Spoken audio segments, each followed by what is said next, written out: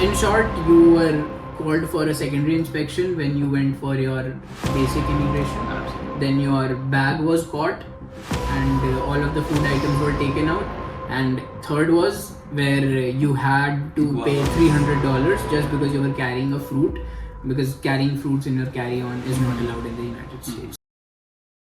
Hey everyone, welcome back to the channel. So in this video I'm going to share how my immigration experience was in the US after Trump's administration came in and after Trump won. So before going back to India, we heard so much that students are being questioned for hours, they are being taken into secondary inspection, there are unexpected delays, and at that time Trump didn't come to power, but still this was being done.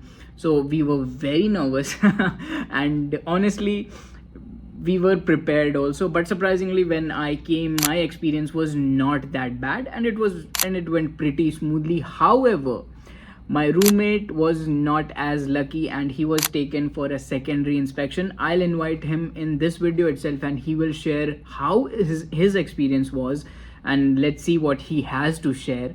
So starting from the very beginning, before we boarded the flight, I made sure that I have all the important documents with me. Passport with my F1 visa, the I-20 form, the service fee receipt, the university admission letter, the financial documents, everything. In fact, the lease agreement too, so that just in case if he asks that where are you planning to live or where do you live, so I can show it to him that okay, I am legal and I have everything in place. Because I did hear that if you miss anything, and this could cause problem for your immigration. By the way, if you do not know what I-20 is, I just now made a video on that. Please do check that. And if you want anything else, maybe anything that you do not know and you want me to make a video on, please let me know.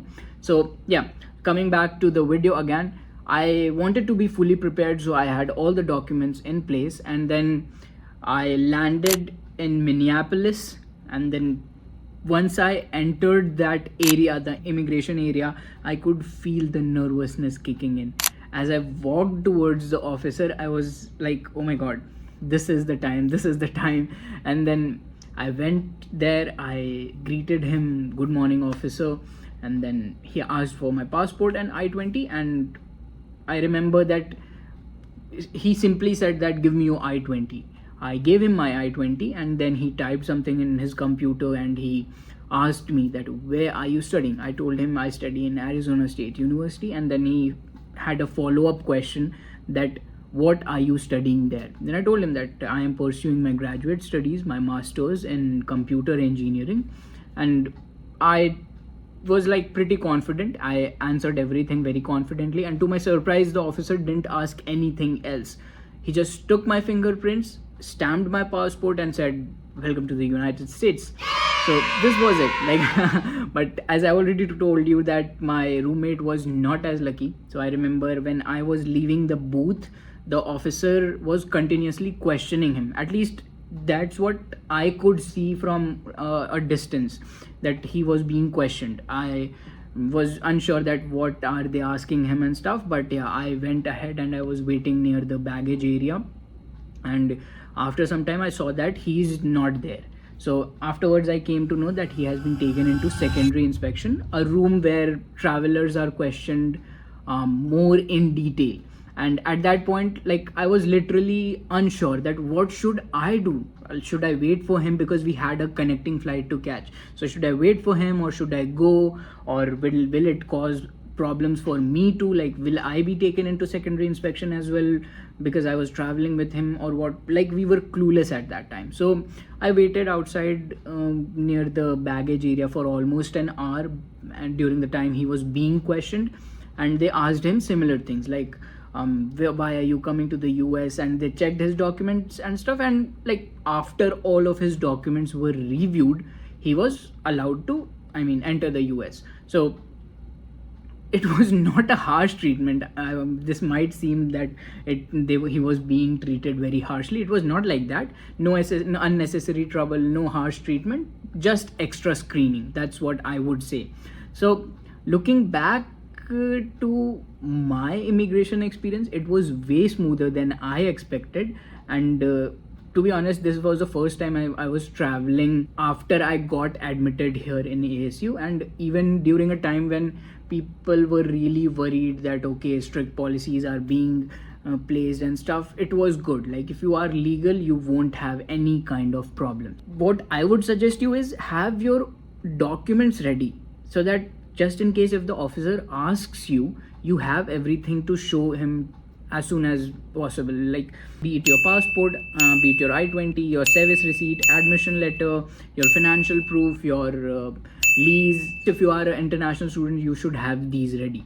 And stay calm, stay confident, and whenever you are answering questions, do not stammer or do not say anything which is not required, because that would raise questions. So this was my experience, what I shared with you in the video. And I have my friend Apoor. He was also traveling with me, and I already told you what all did he go through, but I thought that it's better for him to come on the camera and share what was his experience in Minneapolis. So do you have anything to share with the audience, and especially any notes or tips that you would want them to know before they come here? And I'm talking especially about immigration. So yeah, all yours. So my experience was pretty poor in Minneapolis, because initially my plan was to travel via Utah. So as per whatever the plans that we had, and I also contacted you beforehand, that we'll be going via Minneapolis. So the very first thing that I noticed, the very big difference that I was noticing in both the cities, in whatever cities that I've been through, was that there were many shady people out there in Minneapolis. And I guess it is due to that reason why each and everyone out there was getting scrutinized so strictly by the police officers. And maybe I also noticed one thing, that we both were the only students who were out there in the Minneapolis airport. So of course we weren't being exempted from any sort of strict scrutiny that they were subjecting other passengers to. So of course he got lucky and he wasn't subjected to any scrutiny. But yeah, I was sent to the secondary inspection checking, where he just told me to give my passport and my visa and my I-20 as well. And then he told me to sit over there in the waiting lobby for almost 5 to 10 minutes, where he made me wait for some while. And then he called me to the counter. He just asked me two very basic questions, as in what are you pursuing right now, and where are you from exactly, and what are your plans, what are your future plans, if it is to be settled here in the US itself or not. So I just replied I just answered the basic questions as I was supposed to. So you told that you are not planning to stay here? And yeah, I basically just told him that I'm just looking out for a job, and I'll work for my whole 3-year time period, whatever is offered to me as an OPT visa holder. So that's all I answered to him. And after that, of course, as you had as in taken out my bags from the baggage counter, and when I was going to exit the counter, when I was going to exit the gate, then there was this very very hideous looking police officer. So this was when he got his bag from the belt, and he was on his way to his connecting flight. So we had 2 international flights, and the third one was the domestic one. So we picked our baggage from the international flight, like the last international flight, and then we were on our way to the domestic flight, right? Yeah, absolutely. So then this happened. Yeah, so there were 2 very hideous looking old police officers who were very frustrated, and they told me to pass my bags through that scanner. And of course I had 2 bags, so in one of the bags I just had clothes, and in the other bag I had all the rations, right? Food items. Yeah, food items, basic food items, whatever which is not available here in the US. And then he opened it, and there was absolutely nothing that was fishy about that bag of mine. But yeah, there was this what we call as Kabuli chana that we use for basic pani puri, which is an Indian dish. And he told me that this is not what you were saying it is. Basically, he just threw everything from my bag. All in all, it was not a very good experience. Yeah, exactly. Okay. And also this wasn't the worst part yet.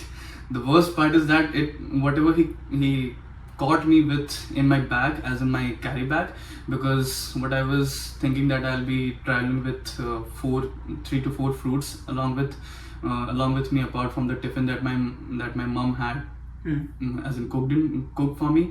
So there I had 4 guavas along with me, and 2 of them I had already eaten from my from Netherlands to Minneapolis flight, and there were 2 more remaining. So he just took So them out. in short, since you are not allowed to carry fruits or Yeah. anything which has seeds, Yeah. so exactly. those officers caught the 2 guavas that were remaining, right? Mhm. And then what did they do?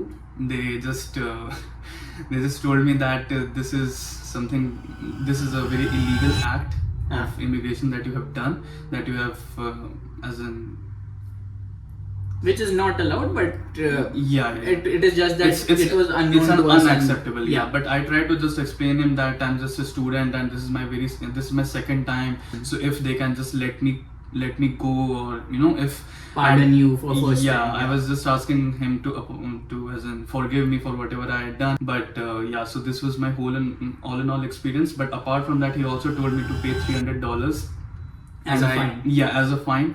But I kind of, when I tried to ask for his forgiveness, he told me that you can do the only other option you have, that is you can go to the court, and there you can file the case and you can defend yourself, and if you are not able to defend yourself, then you'll have to pay $1,500 extra. So that was something that I was not willing to do, because I didn't have that kind of money, of course. So I just paid the $300 amount. And No, money is another factor, but I think that when an international student goes through these things in a foreign land, it's not feasible for the It's student. not feasible. Plus, Yeah. you feel overwhelmed with all Absolutely, of because the you things don't that have are anyone, because you don't have Yeah. anyone who is taking care of you over there. So in short, you were called for a secondary inspection when you went for your basic immigration. Absolutely. Then your bag was caught, and all of the food items were taken out. And third was where you had to pay Guavas. $300 just because you were carrying a fruit, because carrying fruits in your carry-on is not allowed in the United States. Okay, perfect. Any tips that you want to share with? I guess this is just too much to handle. So that was our story, and do not stress too much. Be prepared and stay confident, stay calm. And if you have any interesting immigration experience that you have had recently, please share them in the comments below, so that the future students also know what to expect, right? And yeah, if you found this video to be helpful, please hit that like button, hit that subscribe button, and do let me know what you liked down in the comment section below. I'll see you in the next one. Take care. Bye bye.